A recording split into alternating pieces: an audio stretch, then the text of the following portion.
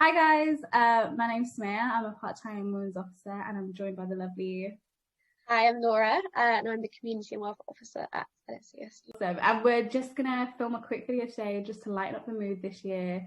It's gonna be a paint and chill. We're gonna be talking about love in lockdown, dilemmas, what we do, any cool questions. Laura's got a lineup of really cool topics to talk about. And so yeah, if you have anything to paint, to draw, have a moment, chill out, join us. We can talk about some really cool stuff. I've got my big A3 pad and some pastels. And you're going for paints, aren't you?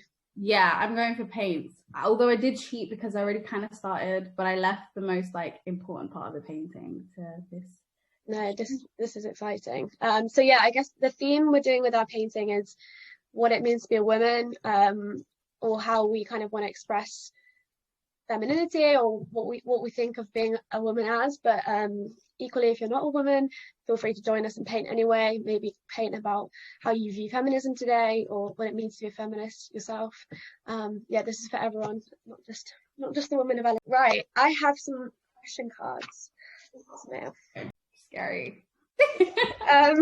I've got 6 questions, and we'll take them nice and slowly and chill, so we can draw and paint at the same time. Let's kick off with the first one. So, why did you run the LSES Youth Women's Officer? Spaces that traditionally didn't. I've always struggled with feminism, or kind of idea of feminism, because I never really felt it was truly representative of my experiences in life. And so I think that was a space where I was like, okay, this is really important to me, and I feel like this is where I can make the most change. And so that's what. I guess people view SU elections as kind of either they want to get involved or they think, what's the point? And we haven't had a women Gen Sec in a long time, and I would love to see, the person who's kind of seen from the school as the top of the SU in terms of student representatives. I'd love to see a woman occupy that space, because it's been a while and it's about time. Yeah. And I'm so glad you ran, because we're all the better for it. Next question. Tell us a song, artist, or album which makes you feel powerful or proud to be a woman. I think immediately, because I've been playing it since 2017 non-stop, it'd have to be Control by SZA, because it literally goes through every emotion. I feel like it shows strength in some songs, it shows vulnerability.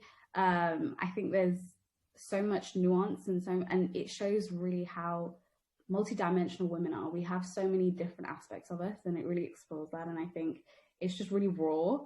And yeah, it shows imperfections, but it also shows strength. And so that album for me is therapy. So it has to be Control. Oh, I completely agree. What I really like about her is that she's so imperfect, and she's so vocal about how imperfect she is, and how she makes bad decisions with men.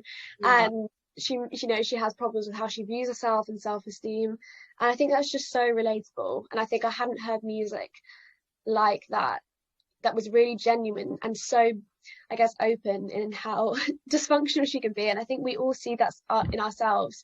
What would be another one of yours? I've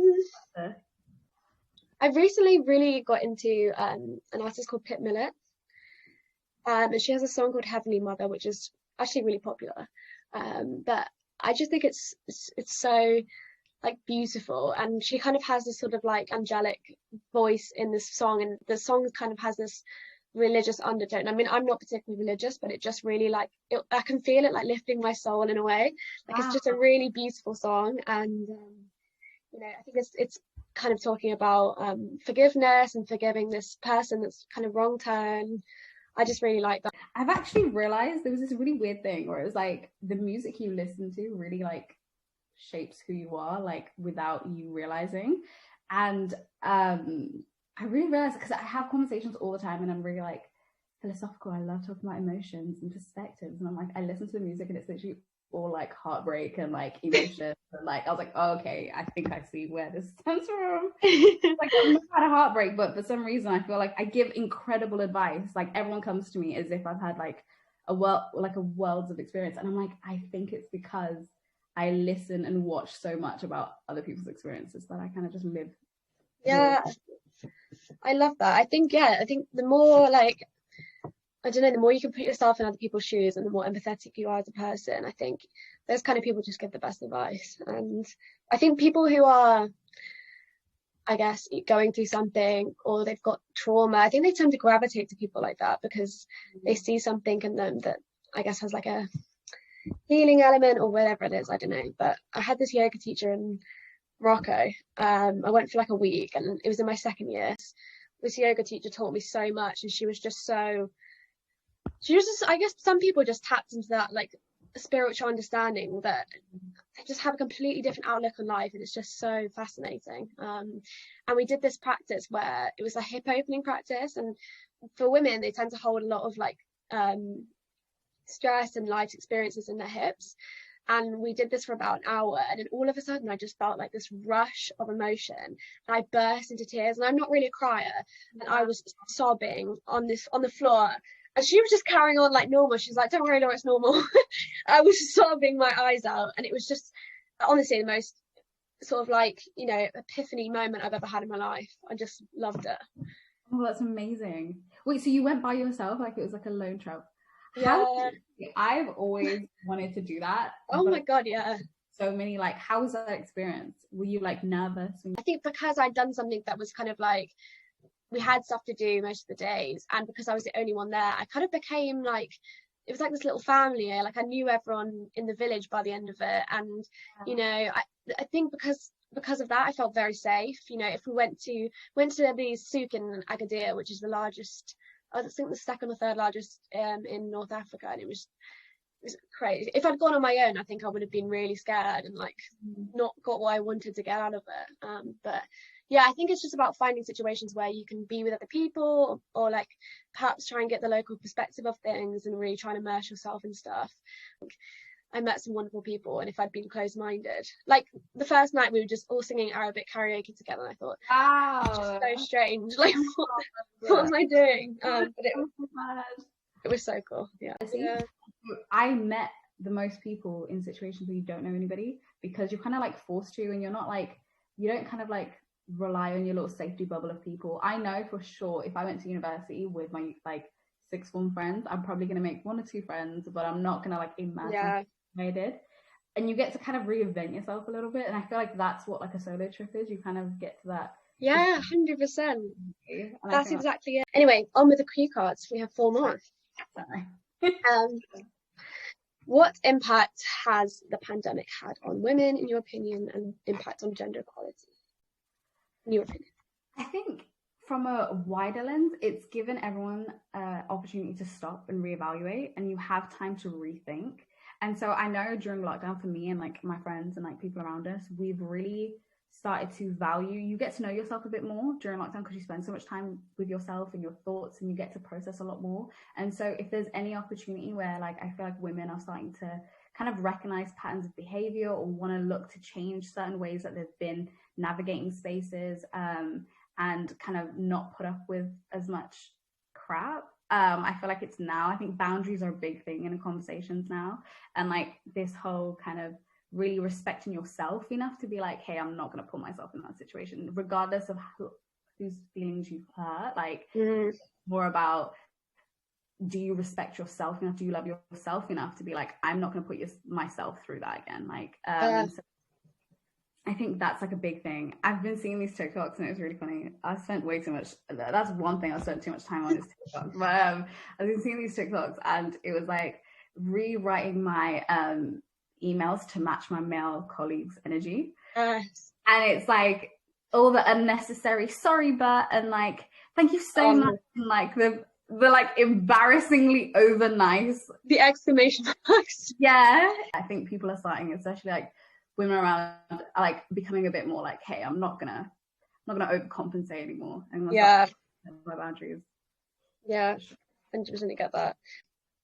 I think maybe just reflecting on some of the negatives as well. I mean, experts are already saying that they think this pandemic has set gender equality back like 20, 30 years, which is just, you know, I mean, I don't think we're even going to be able to comprehend the impact until later down the line, until we're kind of out of it, as it were.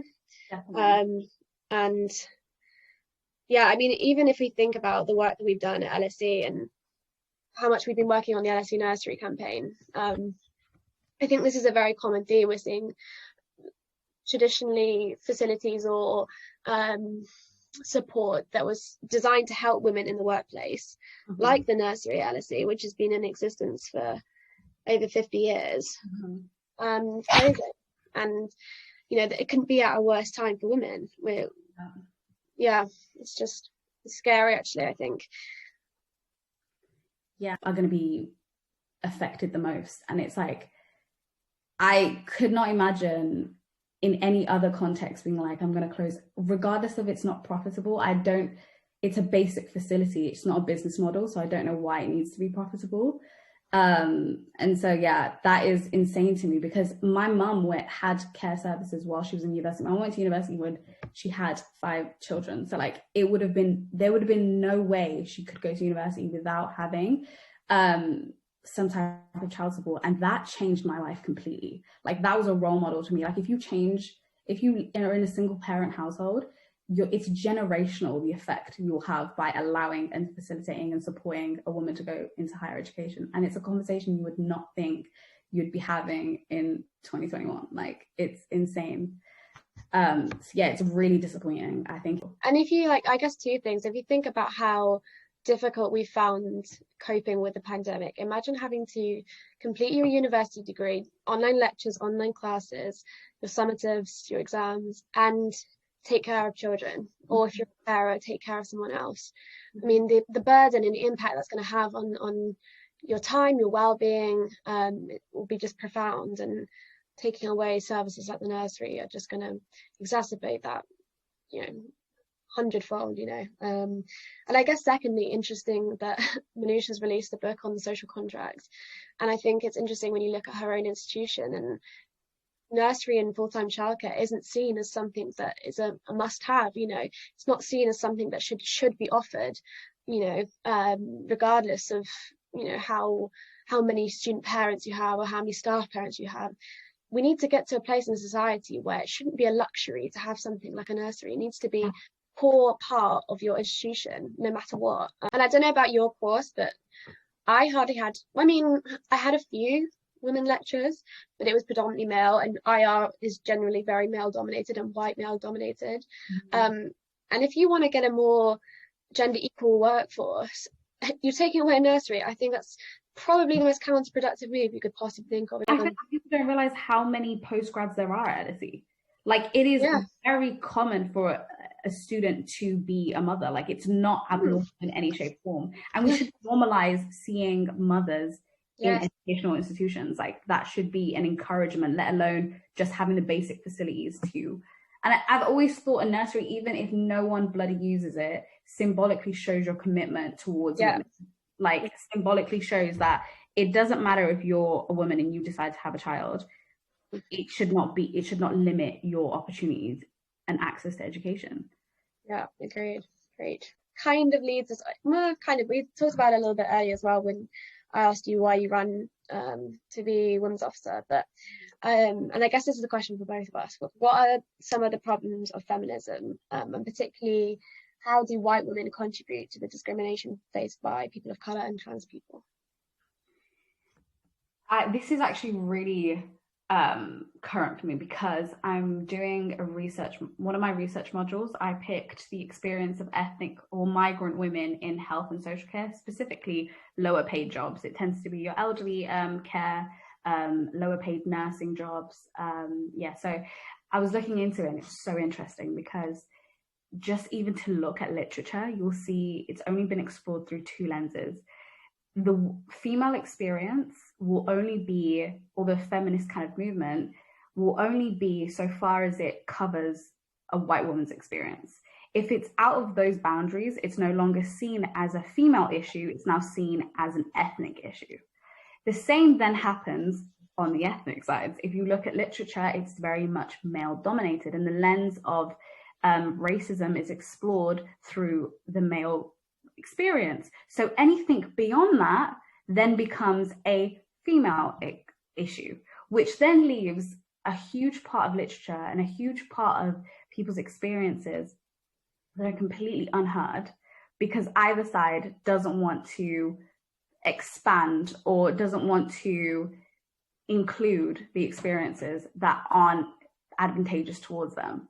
And so it was really interesting because we were looking at kind of like health and social care and how so essentially what happened in the UK was there is these agencies where you can, it's like recruitment agencies in third world countries or developing nations, whatever terminology, they're all problematic, but whatever terminology you want to use, the global south. So what happened was that these agencies that recruit particularly looking young females, put them through this really horrendous kind of like training camp, and then they'll give them an opportunity to come to the UK, and these are all negotiated visas through like Home Office, so this is all legitimate too. State endorsed, yeah. And so what happens is these jobs are really low paid and really poor conditions. So the average white woman in the UK, you won't see a domination in these sectors for those jobs because no one kind of wants to do those jobs, and there isn't a push to kind of improve the conditions of those jobs. And so instead what happened was there was these agreements on these visas to come through, and it's kind of like there was like a theoretical explanation of like white women, when it came to like feminism and alleviating women of these domestic duties that kind of held them down and didn't allow them to kind of progress in society like their male counterparts, was really fought for so long, and it was only seen as an issue so long as they were experiencing it. Now that you have a new wave, and there will always be a gap that needs to be filled in, and that tends to be migrants that will come and fill in those gaps. Now you have a new wave, which is this gap of domestic work or care work that white women don't want to do and have the right to choose not to do, and so go to take these more professional, better paying jobs, but it leaves ethnic women in the exact same position that they were once in. So it's interesting to see that with feminism, and it's been like that for a long time, if the issue surpasses the white woman's experience, it no longer is identified as a female issue or a women's issue. And so that will complete, and then you come up with intersectionalities. You've got race, you've got trans women. There's no the way that the foundations of what feminism has been built on has not allowed space for these people.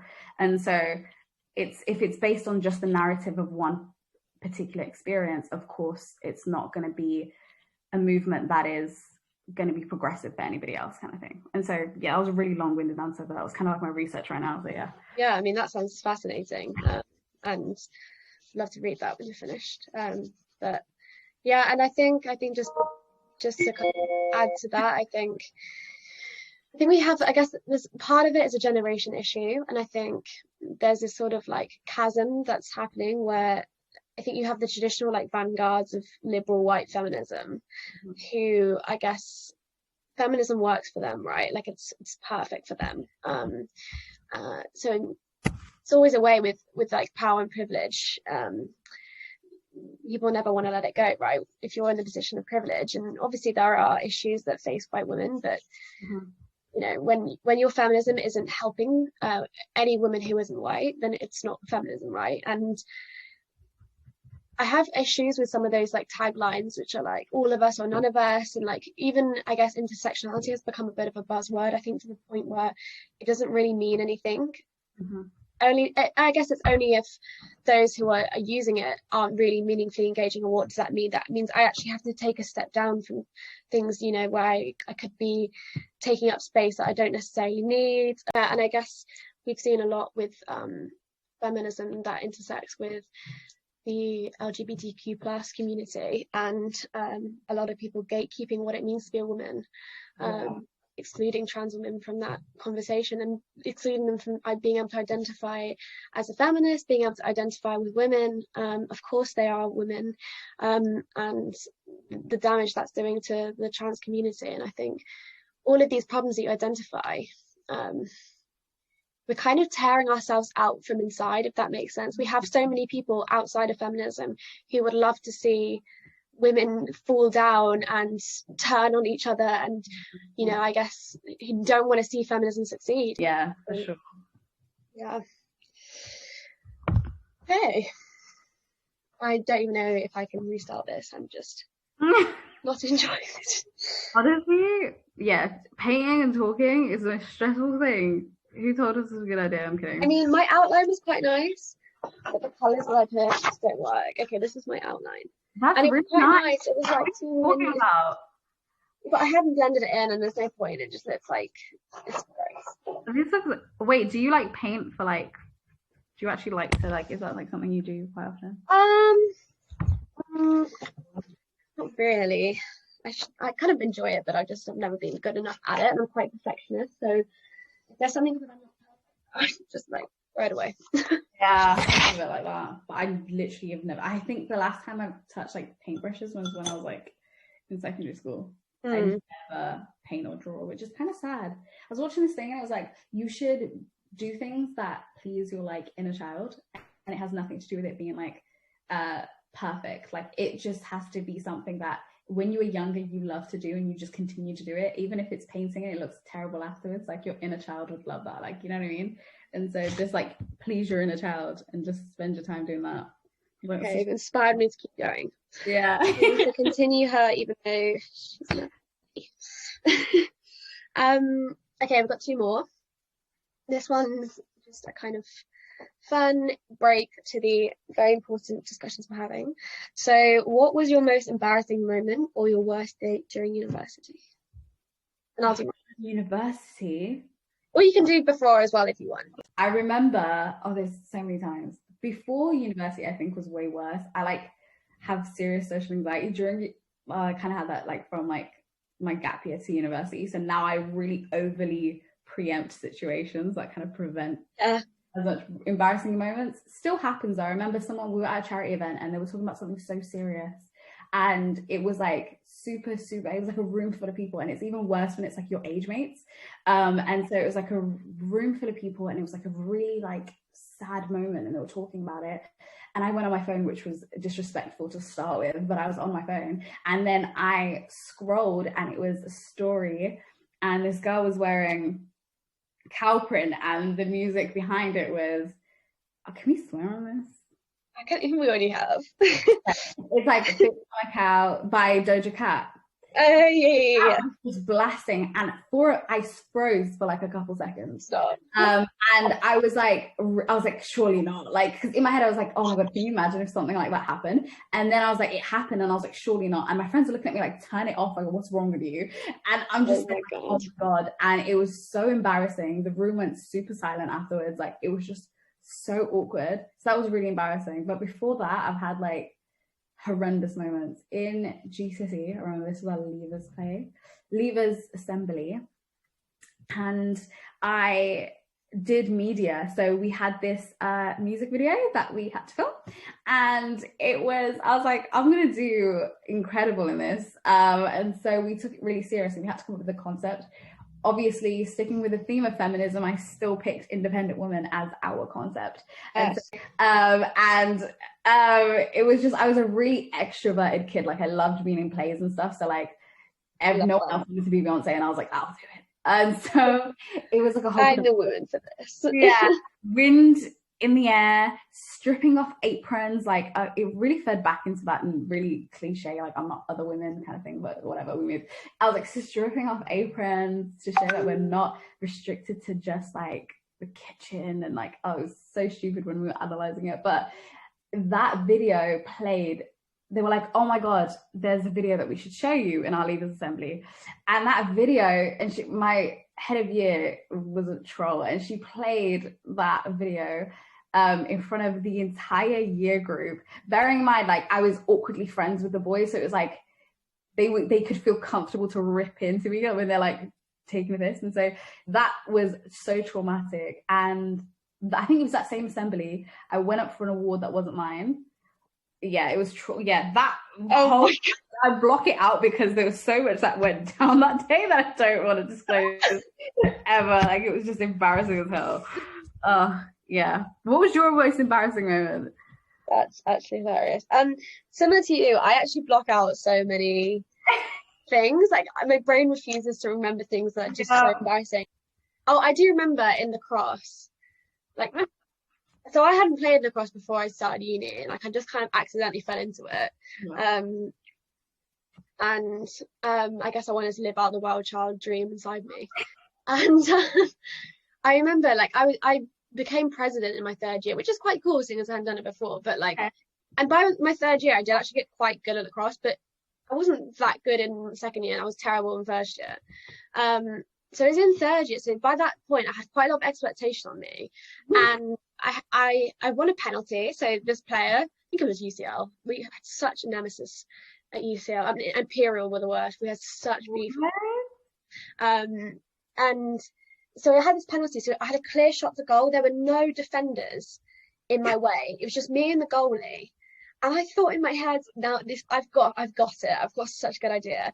I'm gonna scream, like growl at the goalie, and that will put him off. And the ref blows her whistle, and I had about 2 seconds of a runner. I threw the ball, and it landed literally perfectly in the middle of the goalie, like the worst shot I've ever done. And I just let out this, ah! And then my whole team looked at me like, "You've embarrassed us so much." Oh. Final juicy question. Are you ready? Yes. Are men allies at LSE? Ooh. That is. Ooh. Well, I guess it depends how you would define an ally, because someone that agrees with you but isn't proactive, I don't know is an ally. Like, I don't recognize an ally. If someone agrees with like the things you say, but then will witness it and not do anything about it, and be passive when they know something isn't right, I don't know if that to me is an ally, because you can't rely on that person to defend or protect or support or be proactive when it matters, and when it like might slightly implicate them. Yeah. When it's their friends, everyone goes a bit quiet. I feel like it's a lot of like don't tell kind of like thing, where it's like people are just less, even if they see something wrong for their own convenience, I feel like they don't say anything. 100%. Being in the AU was a big example of this. Like in principle, I know that they agreed with the same things that I would agree with, but there were so many cases where like, I don't know, like a lot of us were kind of groped in the zoo queue, or like, you know, I had one of the coaches at Cross was super misogynistic, and like it wouldn't really bother them. And I think that's what angers me, is like, why does it not bother you? Why is it like, oh, that's annoying for you? Why not angry about it? I just never see that anger. I think to that point, I feel like it's even more frustrating when people try and justify it, like try and encourage proactiveness by being like, oh, but imagine if that was your sister, or imagine if that was your mom, or imagine it, your protection for women or your proactiveness to do something that is right should not be dependent like on your personal relationship with them. Like, it shouldn't be that they only deserve to be treated in a respectful manner because they have some personal relation to you. I hate when people justify it by being like, where they try to like mansplain things and be like, oh yeah, but like imagine if that was your like sister, like wouldn't you be infuriated? And they'll be like, well, I would never let my sister, or I wouldn't. And I'm like, boys, you know, shut up. I agree. I feel like when men say no, people hear no. When women say no, they hear you can change their mind. What was your, I'm going to flip the switch to you. What was your motivation to taking your sub role? I think it's something I talk about a lot, but it's just really the main reason that I ran, and that was to kind of continue the work I'd started with the sexual violence support motion. And I think it just opened my eyes to, you know, if I hadn't gone through an incident, I wouldn't have known how poor the support offer was. And I felt like I kind of owed it to myself and owed it to other people to do something about it, when I felt like I had the strength to do it. And I had, you know, a rare bit of insight from doing the motion, and like this would be a wasted opportunity if I didn't, you know, just spend a year of my life really trying to make something happen that I know would really benefit students. and then I think the other parts that I've worked on, like for example the nursery, I never expected to be working on that, but it just kind of was something that fell into my lap, because when I say literally no one was working on it at the school, no one was working on it. Like no one was really trying to fight the school on this. And I guess not in a super sort of arrogant way, but it's started the motion before I even started my role, like as in that was already in talks, because I came into my role and then you were like, so this is a motion that already exists, like this is kind of a campaign that I'm already doing, like you were on that straight away, which was like super impressive, 100%, because if it wasn't you, there would literally be no one to do it. You got an appreciation post. Thank you, LSE. Love it. Wait, have you ever been mentioned on LSE Love before? I think I have times, yeah. What? I had I think it was Fight Night Zoo, so the last one before the pandemic hit. Okay. I was in all in black. I obviously have a nose ring and have short blonde hair, and this LSE Love post listed all those things, and maybe I'm just reading into it. Maybe there are loads of girls in all black and nose ring and short blonde hair. No. But I want to think that it was me. That is such a compliment. I know that did more for my self-esteem than therapy. Yeah. No, honestly, yeah, that is a compliment. Like, I feel like being mentioned on LSE, because half of the time I'm like, are they just making up things? Like, I'm like, I feel like half the time it's trolling. But yeah, no, that is a flex. Being mentioned. While we are on that, yeah, we promised the world via Instagram story that we would be agony aunts for the women of LSE, and you picked up a few. Yeah, one of them was so how do I tell a guy that I like him? So you're in university. I'm presuming it's through lockdown, actually. So because we're not in university anymore, but I guess they know each other through university. How do you tell somebody that you like them? I feel like it's always weird for girls to try and like, we're always told conflicting things, like boys love a chase, like don't seem too easy, da da da. A shy guy, like if he's shy and I'm shy, who's gonna speak? No one. It's kind of a mystery. Like, so what would be your advice to shoot your shot during lockdown? I mean, I guess one thing that this person has in their favor is that, it is lockdown. People aren't exactly out and about meeting loads of people, and for a lot of people they'll be thinking, I could really do with, someone to go on my little park walks with, and to watch films with, or I think it's just kind of like strike while the iron's hot, strike when the pandemic's here. They'll be in their house just sort of thinking about you a lot. What would be the approach? How would I actually don't know if I've ever approached a guy first. That would be like, I looked at him, that's my signal. That was me shooting a shot. I'm like, I looked. But then I would yeah, I think the triple look, and then a triple. Mine would be like one glance. I know what I would say to somebody else, but like realistically, I'm being super hypocritical. But if I wasn't this like really awkward actor, I would definitely in the same class utilize that. Like you can be like, hey, wanna study catch up? Like wanna do a little study together over Zoom or whatever, and then just make that like a familiar, like a habitual thing, like every week you catch up, like whatever, and then maybe you'll get like a bond, and then things might go that way. But if like I mean, and you might see if they're actually all that or not, because they might just be a bit dead and a bit dull. Oh my god, yeah. So I feel like a lot of the time. Yeah, no, I agree with you. A lot of the time I was looking at this thing, it was like, stop worrying about when you're dating, stop worrying about if they like you, and start thinking about, do you like them? Like, stop wasting a whole day thinking about, oh my god, does he think this? And start thinking, do I like that? Like, and that's how you should. Not enjoying this conversation, Yeah, 100%. Yeah, I mean, that's such a good framing of it. I think we just need to kind of prioritize, and it sounds simple, but like, what are we getting out of the situation? If we're feeling uncomfortable, we need to have the confidence to be able to get ourselves out of that situation. I mean, that's something that, when we talk about consent education, I think a big part of that is, for at least for women, I think we kind of already know the rules around it. Yeah. I think it's more about teaching.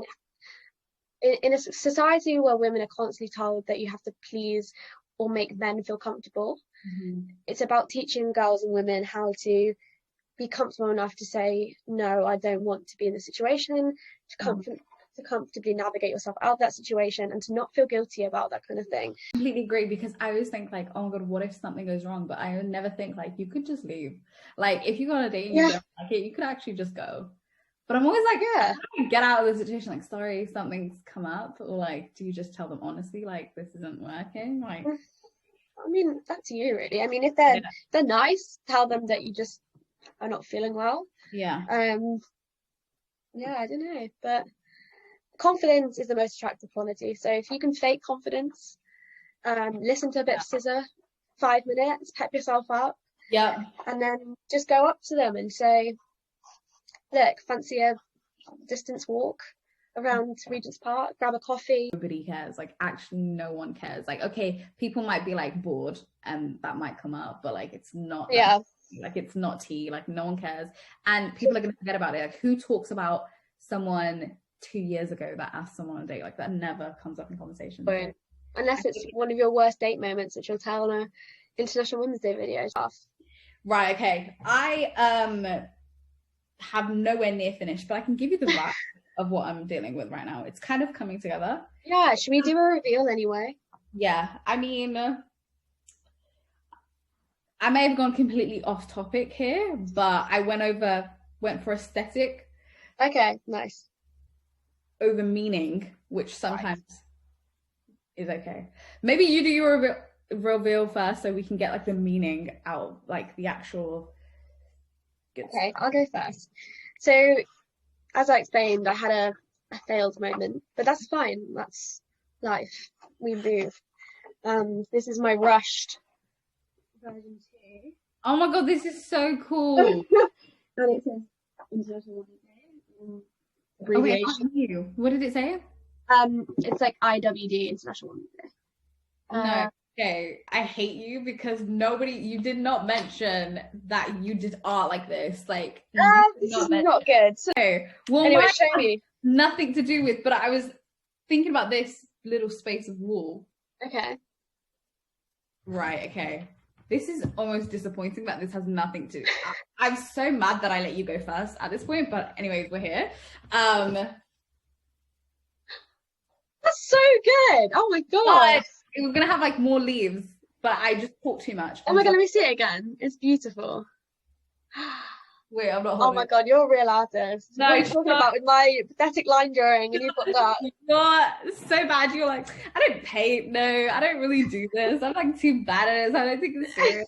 This month is Endometriosis Awareness Month, and it is a disease that I suffer with, and 1 in 10 people with wombs will also suffer with, and it's according to NHS, it's one of the 20 most painful conditions to have, and you know, I think we talked a lot about, I guess, the impacts of the patriarchy and sexism. And I think medical sexism is a huge issue, and the fact that endometriosis is so under-researched speaks to the fact that why so many women have like 5 or 10 years before they're diagnosed. I'm really lucky that I got diagnosed at 19, and yeah, so I guess this is just a message for anyone who might be struggling.